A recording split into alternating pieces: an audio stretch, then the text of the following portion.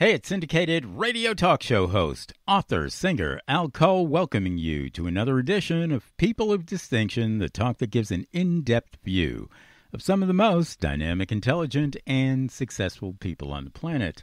I come from CBS Radio. My shows are nationally syndicated, and I've helped pave the way to treating women, guys too, with the dignity that they deserve, and I do that through my show, People of Distinction, aired on top networks, including the toppest, Apple's iTunes radio network under their professional news talk division, airing CBS shows, Fox News, NPR, BBC, everything. And not only that, but I have alliances with the great Arianna Huffington, the founder of the Huffington Post, and her wonderful Thrive Global Network that draws millions, and also with CBS Radio. And being a communications and business consultant there, helping people from CBS to talk good and to framework their messages in very, very gripping and positive ways to the public. And I have my media consulting that helps people around the country do the same thing, as well as my New York Times best-selling book, The Spirit of Romance. Yeah, we love that. Published by one of the greatest out there, Chicken Soup for the Soul. Chicken Soup for the Soul is distributed by CBS's Simon & Schuster. So we keep it in the family. That way you can visit my website, peopleofdistinction.org. And you can also email me on anything that you want to know about. And you can email me at alcoholic@gmail.com. You heard me right. That's ALCOLEHOLIC@gmail.com. And I really want to thank my CBS radio listeners for coming up with that handle, Alcoholic. Seems like from day one, my listeners have been saying, hey, Al, we love what you're doing there, brother. In fact, we're hooked on it. We're alcoholics. Yeah. Coming up, we have a great book that we're going to be talking about right now. The lady who wrote the book is named Joyce M. Johnson. The book is called Henrietha, Waiting for the World to Change. All right, so we're all doing that. Every single day of our lives we're doing that. We're not only waiting for the world to change, we're also waiting for changes to happen in our life that we can help the world to change. You get it, people? It's synergistic right now. Henrietha is symbolic of a lot of that. We're going to find out from a lady who is not Joyce M. Johnson, but who is one of the associates of Joyce. And she's going to be telling us a little bit about what Henrietha, Waiting for the World to Change, is all about. And I know that my People of Distinction listeners are always interested in anything that happens to be social consciousness, that happens to be maybe political consciousness, that happens to be even spiritual consciousness. And if we are waiting for the world to change, and we are going to be a change agent for that change within that world, we certainly are socially conscious and hopefully politically conscious and hopefully spiritually conscious. So, yeah, got a lot to listen for when Joyce's proxy comes on and explains Henrietha, Waiting for the World to Change. And I will say, it's available on Amazon.com, so you want to order that. And we want to hail the publishing company that brought Joyce's book to the framework of People of Distinction, and that is Parchment Global Publishing. I want you to run to that website, and if you have a book out that you want to move, well, the movers for you are Parchment Global Publishing. That's parchmentglobalpublishing.com. So, welcome to People of Distinction with Al Cole, and I'm going to let you pronounce your name, your first name particularly. For my listening audience, you are doing this for Joyce. You're going to be the voice for Joyce today on People of Distinction. So welcome, and what is your name? My name is Elamaya. Let's talk about it. Elamaya Camille Walker. And you are associated with Joyce M. Johnson, so you're going to do a wonderful job in communicating her book, Henrietha, to my listening audience. So I guess the first natural question here, Elamaya, would be, who is Henrietha, or who was Henrietha, that Joyce M. Johnson is talking about in her book, Henrietha. So Henrietha is a character whose life is a juxtaposition of what the world is right now. In households, like abuse carries on within the mind of individuals who we see walking around on the street, but they, instead of finding outlets to release these things, they implode inside until when it gets too much, there's an explosion. Henrietha, she serves in this book, Henrietha Waiting for the World to Change, as the lighthouse. She has endured much through sexual abuse and negligence herself, and because of that, she has the ability to serve as that go-to person who has that compassion to assist and to help others through healing, through deliverance, and through breakthrough. I like it. And we do know that suffering is not an end in and of itself. It could be a new beginning. That's correct. We suffer, and then hopefully we learn from that suffering to not only just not have it done again, but also maybe formulating a little bit of forgiveness along that line, which is wisdom formation and understanding some of the reasons for our birth and for our limitations, and expanding upon those limitations where we now help to change the world and help to change others' lives. And through our own suffering, we can now commiserate with others, and we can help them to deal with their suffering as well. That's part of the message here in Henrietha, isn't it? That's very much correct. Yeah. And that's what her character portrays as well. Now, you're talking about the character, so I'm assuming it's a novel? It's in the form of a novel. Yeah. Because it has multiple characters, and the stories, it grabs you, it pulls you in. There are places where you relate to and places where you feel that, oh my goodness, I need to be doing more. You know, I need to be where I can assist to be the healing factor for the world. I like it. All right. The healing factor for the world. And that's getting very close to the spiritual aspects of the soul, the healing aspects of the soul, and maybe even the forgiveness aspects of the soul. So follow that thread a little bit, Elamaya.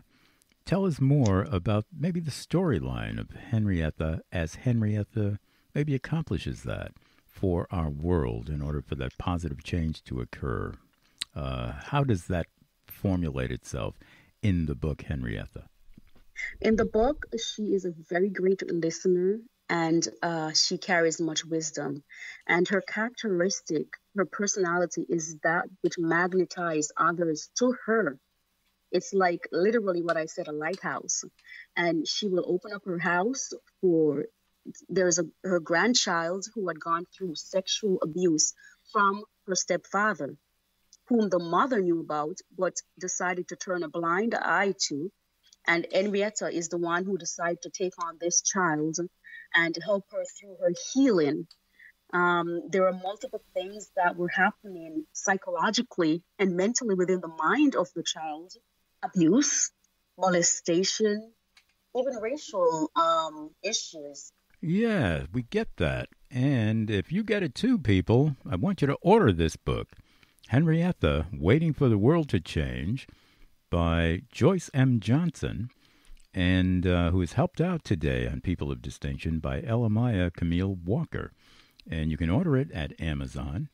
And I want you to also look it up at parchmentglobalpublishing.com. So let's learn more here about Henrietha. Now, Henrietha, I'm assuming, is a fictional character. Or is Henrietha based on a real person and then, expanded into fiction that way? It's based on a real person, a real life story. However, it's written quite close to to distinction of everything that occurs. But for writing purpose, there's a few fictional instances in there. Right?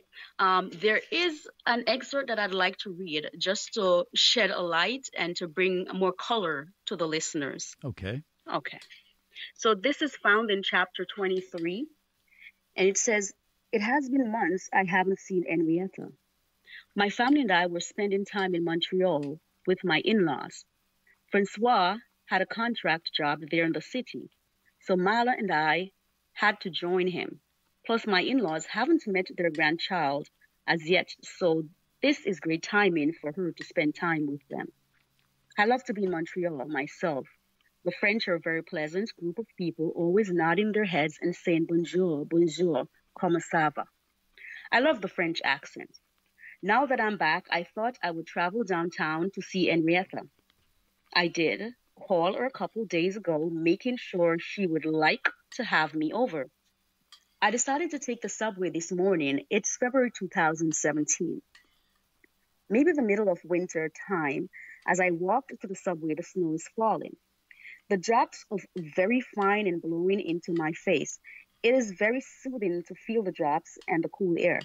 I'm enjoying every minute of the walk. The drops became bigger and the snowflakes are lighter now. Now I felt like a child, enjoying walking in the snow. I got to the Finch subway station, walking down to the bottom of the stairs to catch the train.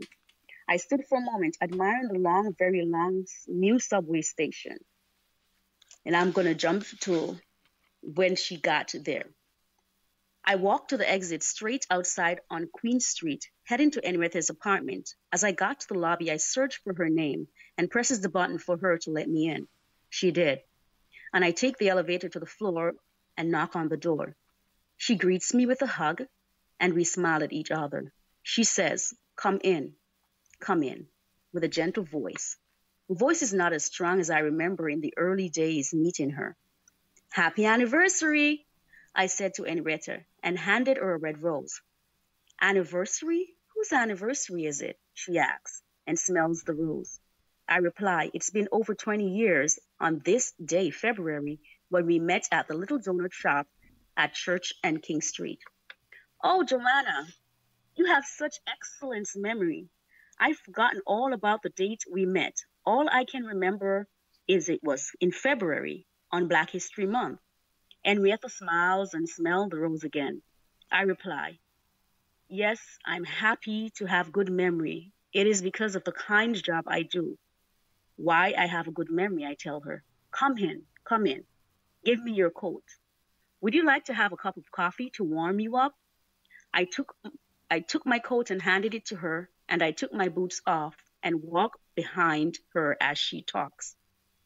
Yesterday I got some coffee for you, she says. You didn't have to get me coffee. I could have had tea, as I remember. That is your favorite beverage, I said to Henrietta. She smiles and continues to plug the kettle in.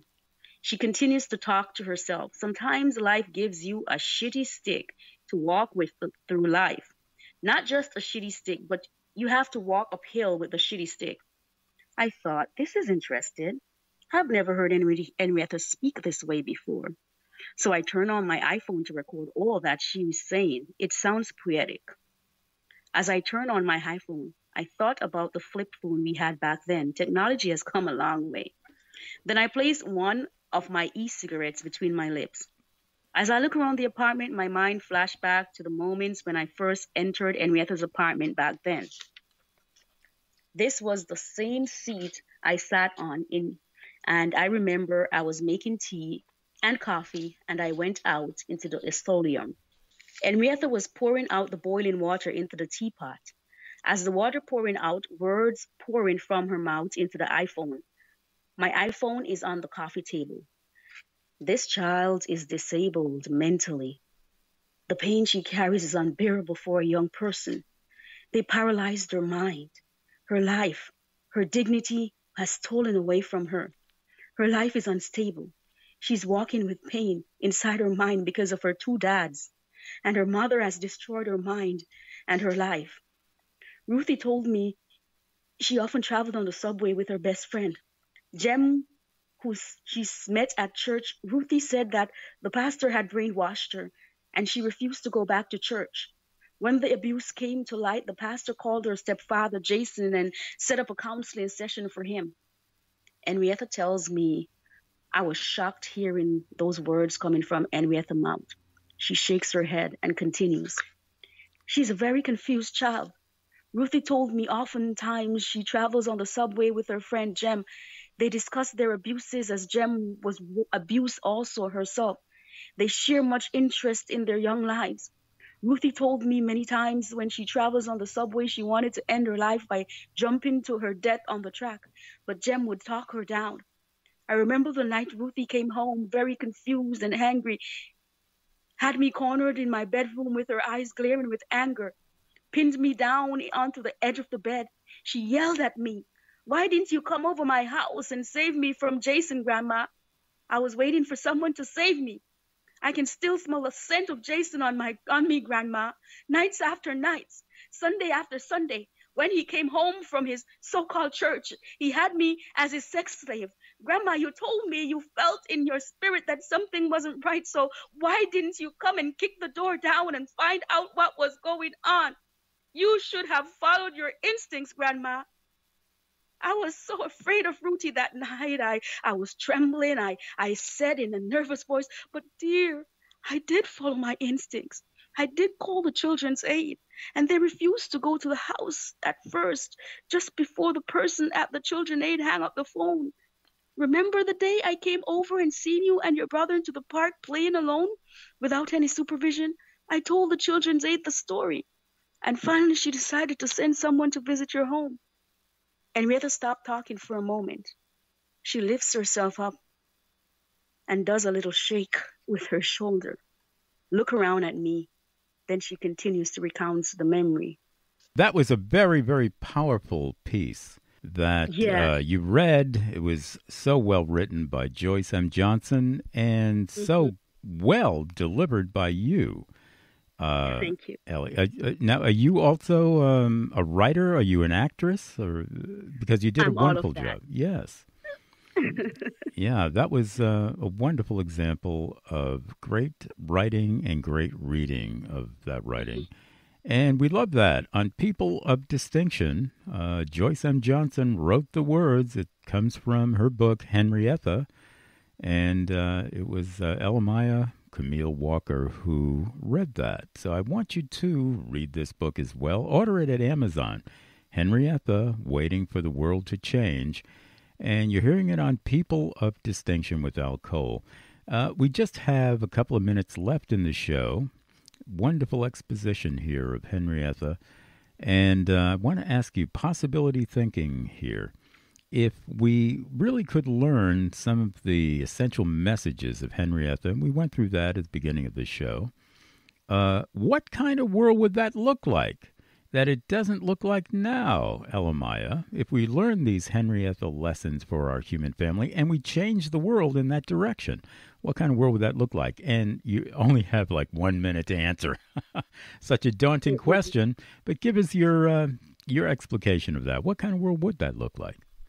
It would be a world that Eden was fashioned to be like a symbiotic world where we're all interdependent, we're all learning from each other, and the juxtaposition is reciprocated in the sense that I do to you what I would do to me, and if you hurt, I hurt. So everything is about healing and wholesomeness, mind, body, and spirit. Absolutely. Mind, body, and spirit.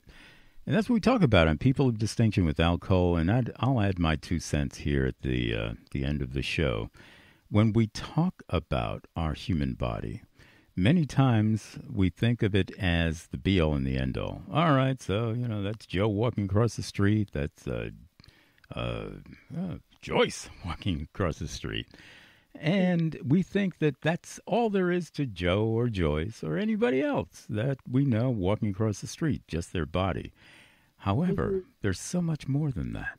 And even within the body responds to certain sorts of nourishment. The whole phraseology of you are what you eat. You can train your body to be the very best example of some of your mindset and certainly your spirituality. Once you get beyond just the body, now you honor and respect the mind. And this goes out particularly to you guys, because I know that Henrietha deals with some sexual abuse here. You guys can learn from the People of Distinction way of putting it. You can learn from your women as well if you truly honor their minds as well. Listen to women. In fact, these days, women are doing better at college than men. Women are doing better at business generally than men are. They're catching up, and pretty soon they're going to be doing big things in politics as well. Not that they're not right now, but they're still being held back. And we men have a responsibility to our human family to help women to be the very best that they can be, and they can help our human family to be the very best that they can be as well. So if we honor a woman's mind as well as the body, now we fuse the two together, and we're talking about the spirit of life. Spirituality is such a big part of this as well. And that's why we have to honor Henrietha, where she's coming from, and the book itself, the whole book, Henrietha Waiting for the World to Change. And Henrietha is going to help the world to change in that positive way. And we love that. On People of Distinction with Al Cole, one more time, it's at Amazon.com. You want to order that book. And one more time, get in touch with Parchment Global Publishing, who brought this book to People of Distinction with Al Cole today. ParchmentGlobalPublishing.com. Thank you so much, Elamaya, for being the voice of Joyce M. Johnson today and her wonderful book, Henrietha, on People of Distinction with Al Cole. It's been my pleasure. Thank you so much. Thank you, Al.